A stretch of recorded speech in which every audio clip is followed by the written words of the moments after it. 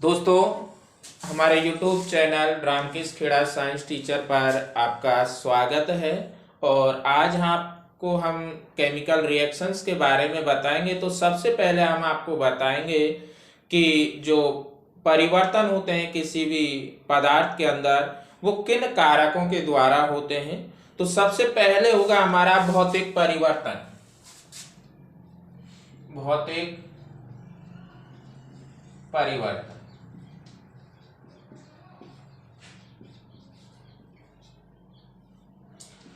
जो भौतिक परिवर्तन है, भौतिक परिवर्तन का मतलब होता है कि जब किसी पदार्थ की भौतिक अवस्था तो बदल जाए, लेकिन रासायनिक संगठन और रासायनिक गुण में कोई परिवर्तन नहीं होता है। इस प्रकार का जो परिवर्तन होता है उसे हम भौतिक परिवर्तन कहते हैं। जब किसी पदार्थ के अंदर होने वाला वह परिवर्तन जिसमें उसकी भौतिक अवस्था तो बदल जाती है, लेकिन रासायनिक संगठन और रासायनिक गुण में कोई परिवर्तन नहीं होता है, उसे भौतिक परिवर्तन कहते हैं। जैसे भौतिक अवस्था, यहाँ जो हमारी पदार्थ के अंदर जो अवस्थाएं होती हैं वैसे 5 होती हैं: ठोस, द्रव, गैस, plasma, BEC, Bose, Einstein, condensate. लेकिन 4 को प्रारूपिक रूप से शो किया गया है, 5वीं को अभी कंसल्ट नहीं किया गया।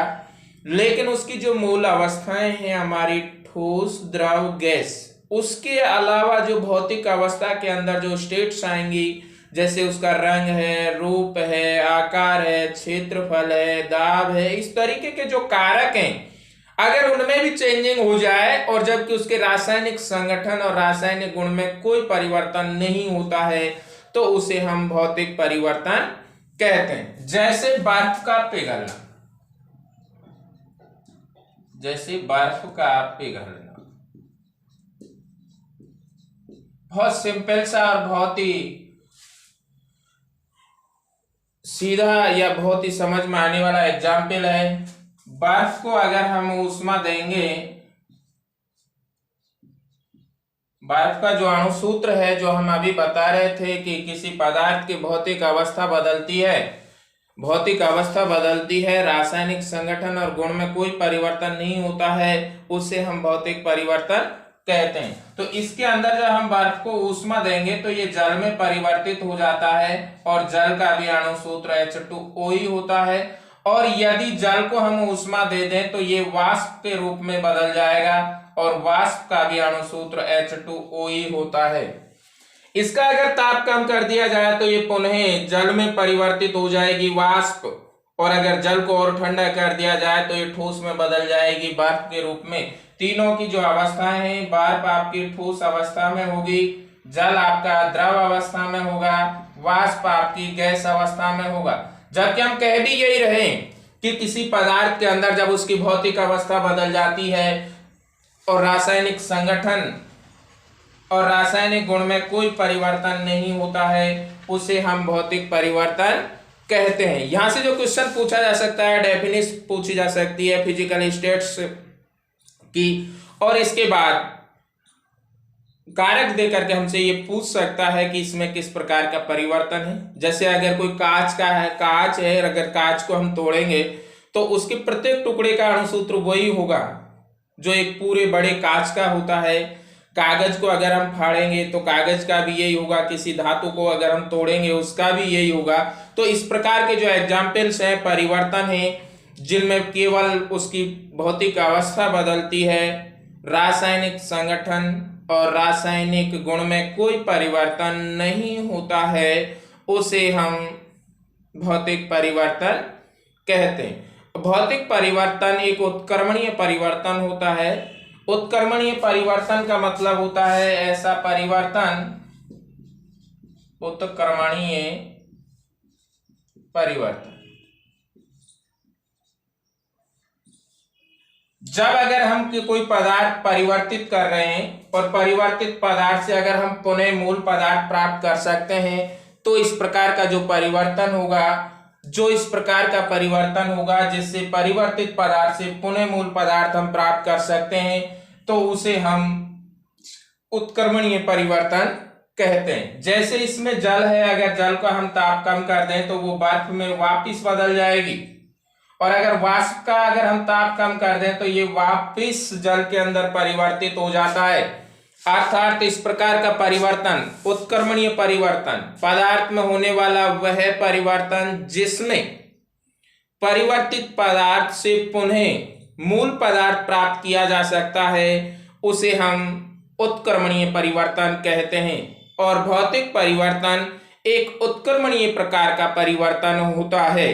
इसके बाद देखिए अगला जो परिवर्तन होगा हमारा भौतिक परिवर्तन के बाद, वह आपका रासायनिक परिवर्तन होगा। रासायनिक परिवर्तन क्या है? जब किसी पदार्थ में होने वाला वह परिवर्तन जिसमें उसकी रासायनिक संगठन व रासायनिक गुण में परिवर्तन हो जाता है, पदार्थ में होने वाला वह परिवर्तन जिसमें उसकी रासायनिक संगठन और रासायनिक गुण में परिवर्तन हो जाता है, उसे हम रासायनिक परिवर्तन कहते हैं। केमिकली चेंजिंग, रासायनिक परिवर्तन पदार्थ में होने वाला वह परिवर्तन जिसमें पदार्थ में होने वाला वह परिवर्तन जिसमें उसका रासायनिक संगठन और रासायनिक गुण दोनों ही बदल जाते हैं, उसे हम रासायनिक परिवर्तन कहते हैं। रासायनिक परिवर्तन देखिए जैसे कोयला है, अगर कोयले को हम जलाएंगे, कोयले का है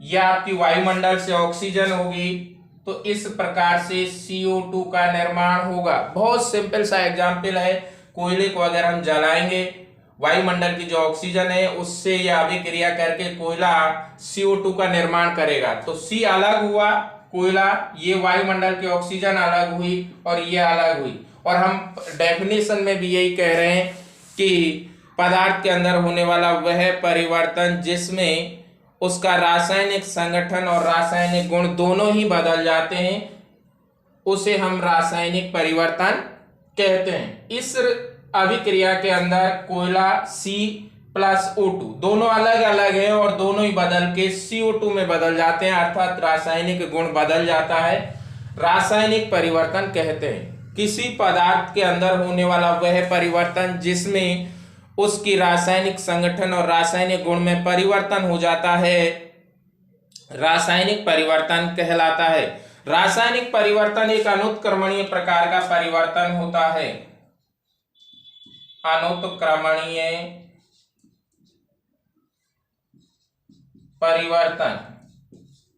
अब अनुत्क्रमणीय परिवर्तन किसे कहेंगे? इस प्रकार का परिवर्तन जिसमें परिवर्तित पदार्थ से किन्हीं भी परिस्थितियों में हम वापिस मूल पदार्थ प्राप्त नहीं कर सकते हैं, उसे हम अनुत्क्रमणीय परिवर्तन कहेंगे। जैसे आप लगा लीजिए, कोयले को अगर हम जलाएंगे तो जो ऊष्मा CO2 प्राप्त होगी, इससे किसी भी स्थिति में हम दोबारा कोयला नहीं बना सकते।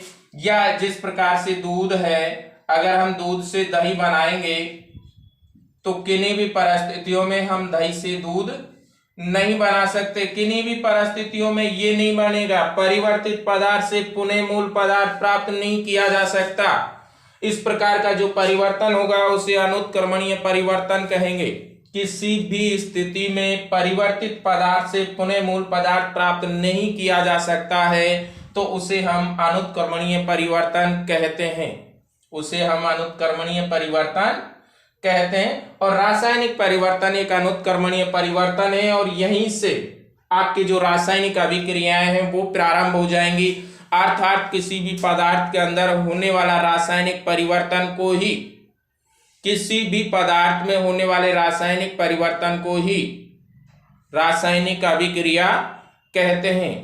और हमारे YouTube channel Ramkrishna Kheda science teacher पर आप साइंस की इसी तरीके के एनालिसिस के लिए लगातार विजिट करते रहें, लाइक शेयर एंड सब्सक्राइब करते रहें। नमस्कार, आज के लिए बस इतना।